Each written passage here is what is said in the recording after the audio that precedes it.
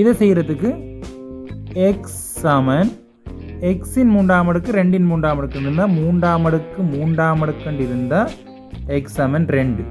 எக்ஸின் 3ஆம் அடுக்கு எக்ஸின் 3ஆம் அடுக்கு இருந்தால் இந்த 3ஆம் அடுக்கையும் 3ஆம் அடுக்கையும் விட்டுட்டு அதுக்கான வெட்டுறோம்னு அர்த்தம் இல்லை. எக்ஸின் 3ஆம் அடுக்கு 3ஆம் அடுக்கையும் 3ஆம் அடுக்கையும் விட்டுட்டு எக்ஸ் சமன் 2. எக்ஸ்குரிய பெருமானம் 2. அதே மாதிரி எக்ஸின் 3ஆம் அடுக்கு இங்கே இருக்குது, இங்கே 3இன் 3ஆம் அடுக்கு இருக்குது, 3ஆம் அடுக்கு 3ஆம் அடுக்கு இருக்குது, அது எக்ஸ் சமன் 3. இது எல்லாருக்குமே தெரியும். 3ஆம் அடுக்கு 3ஆம் அடுக்கு இருந்தால் அதுக்குரிய விட தானே அப்படியே வரும். அப்போ எல்லாருக்குமே தெரியும் எக்ஸின் 3ஆம் அடுக்கு என்ன இருக்குதோ அதே மாதிரி 3இன் 3ஆம் அடுக்கு இருந்தால் 3 விட, 2இன் 3ஆம் அடுக்கு இருந்தால் 2 விட. அதே மாதிரி இந்த கேள்வியை பார்த்தோம்னா இதையும் இதே மாதிரி மாற்றணும். எக்ஸின் 3ஆம் அடுக்கு இருக்குது, அப்போ சமனுக்கு இந்த பக்கமும் ஏதோ ஒரு இலக்கத்தின் 3ஆம் அடுக்குன்னு மாற்றணும். இதையும் 3ஆம் அடுக்குன்னு மாற்றணும். இதையும் 3ஆம் அடுக்குன்னு மாற்றணும். இதையும் 3ஆம் அடுக்குன்னு மாற்றணும். அப்போ தான் 3வது 4வது செய்யலாம். இப்போ 3வது கேள்வியை பார்ப்போம். 3வது கேள்வியை செய்கிறதுக்கு எங்களுக்கு எக்ஸின் 3ஆம் அடுக்கு இந்த பக்கம் எக்ஸின் 3ஆம் அடுக்கு இருக்குது. 64 எதுகின்ற 3ஆம் அடுக்கு, 64 எதுகின்ற 3ஆம் அடுக்குன்னு எழுதுவோம். அதுக்கு நாங்கள் செய்ய வேண்டியது எரியாச்சு போட்டு பெருக்கி பார்க்கலாம். 3 தடவை பெருக்கும்போது 64 வரணும். எக்ஸின் 3ஆம் அடுக்கு சமன் 64 எக்ஸின் 3ஆம் அடுக்கு அப்படி எழுதுவோம். 64 இப்போ 3ஆம் அடுக்காக மாறணும். எந்த இலக்கத்தின் 3ஆம் அடுக்கு 64ன்றதை பார்க்கணும். 3 தடவை போட்டு பெருக்கி பார்க்கலாம். 3 9 9 3 27 தான் வருது.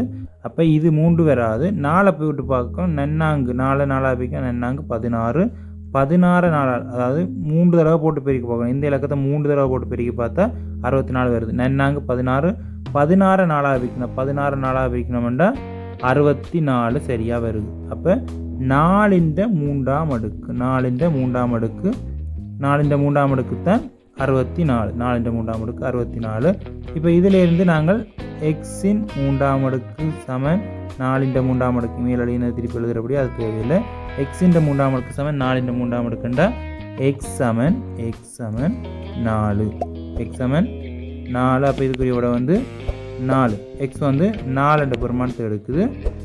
அதே மாதிரி இதை செய்யணும். 216 இருக்குது, 64க்கு 4ன்றது வருகுது. அப்போ 216க்கு 4ஓட பெருசு தான் வரும். 5 போட்டு பார்க்கலாம். 5 போட்டு பார்த்தா பொருத்தம் மெத்ததாக வரும். 5 போட்டு பெருக்கினா 5 25 25 5 பெருக்கினா 5 மடங்கு தான் 125 5 மடங்கு வரும்.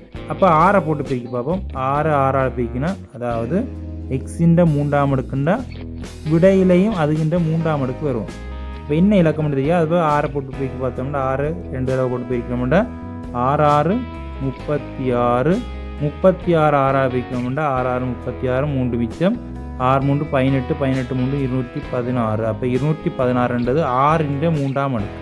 6இன் 3ஆம் அடுக்கு 216ன்றது 6இன் 3ஆம் அடுக்கு. என்ன இலக்கத்தின் 3ஆம் அடுக்குன்னா அதே இலக்கத்தை 3 தடவை பெருக்கிக்க வரும். அதே இலக்கத்தை 3 தடவை பெருக்கிக்க வரும். இப்போ 4 3 தடவை பெருக்கும்போது எங்களுக்கு 64 வந்தது. அதே மாதிரி 6 3 தடவை பெருக்கிக்கான் எங்களுக்கு 216 வருது. அப்போ எக்ஸுக்குரிய பெருமானம் எக்ஸ் சமன் 6. எக்ஸுக்குரிய பெருமானம் 6. அப்போ இதில் எக்ஸ் 6, இதில் எக்ஸ் 4, இதில் எக்ஸ் 6. அதே மாதிரி இங்கே எக்ஸ் 4, இங்கே எக்ஸ் சமன் 6. அதே மாதிரி இங்கே எக்ஸ் 2, இங்கே எக்ஸ் 3. இப்போ 3ஆம் அடுக்கு இப்படி தான் செய்கிறது. என்ன இலக்கத்தை 3 தடவை பெருக்கினா விட வருது. எக்ஸின் 3ஆம் அடுக்கு சமன் என்ன இலக்கத்தை 3 தடவை பெருக்கினா வருது. 3 தடவை 3 தடவை 3 அப்படி 3 தடவை போட்டு பெருக்கிக்க என்ன இலக்கத்தை பெருக்கிக்க வருதுன்னு பார்த்து அதுக்கு எழுத வேண்டியதுதான்.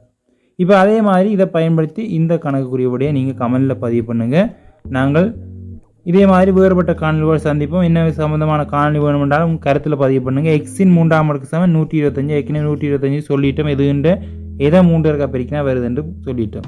நீங்கள் 3 தடவை போட்டு பிரிக்க பாருங்கள். எக்ஸின் 3ஆம் அடுக்கு சமன் ஏதோ ஒரு இலக்கத்தை 3 தடவை பெருக்க வரப்போகுது. அது என்ன இலக்கம் என்று எழுதி போட்டு எக்ஸ் சமன் என்ன வரும் அதை கமெண்டில் பதிவு பண்ணுங்கள். நாங்கள் அடுத்த காணொலியில் சந்திப்போம். இறுதி வரைக்கும் பார்த்ததுக்கு நன்றி.